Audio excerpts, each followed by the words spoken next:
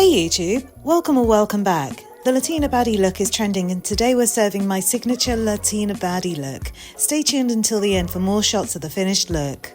I've prepped my base starting with Revolution's Pore Blur, then a colour corrector for under eye darkness. I'm skipping concealer since MAC Studio Fix provides full coverage, then setting it all with MAC Studio Fix powder, pressing it into the skin using a short dense foundation brush for a flawless finish. To start the eyes, I've used this light cream shade from this Revolution palette to carve out my brows with a short brush.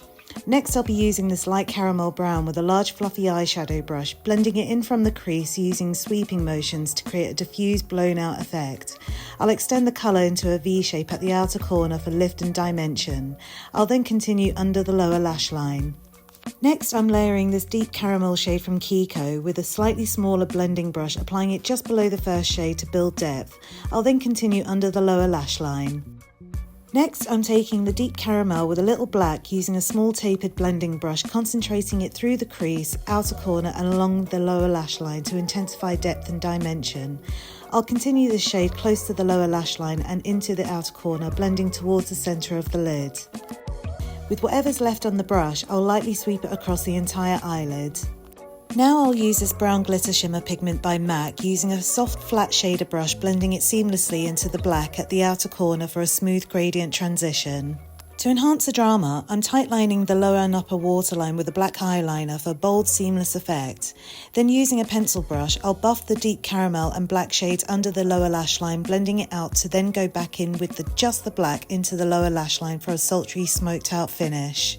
Before mascara, I'm priming my lashes for extra volume, then I'll wiggle a volumizing mascara from root to tip for maximum thickness. For the lower lashes, I'll sweep side to side before combing through.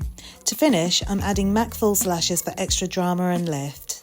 For contour, I'm using this Revolution bronzer with a large fluffy brush, buffing it just below my cheekbones to enhance structure, then blend out the edges for a soft airbrush finish. I'll also sweep the bronzer along my hairline for warmth and balance. For nose contour, I'm using a fan brush to lightly define the sides and tip for a natural sculpted effect.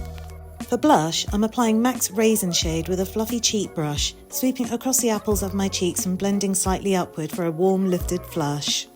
To highlight, I'm taking MAC's Hyper Real Glow highlighter on a short fluffy brush, applying it to the tops of my cheekbones, bridge and tip of my nose. Then with a small precision brush, I'll add a touch of my Cupid's bow to enhance the lips.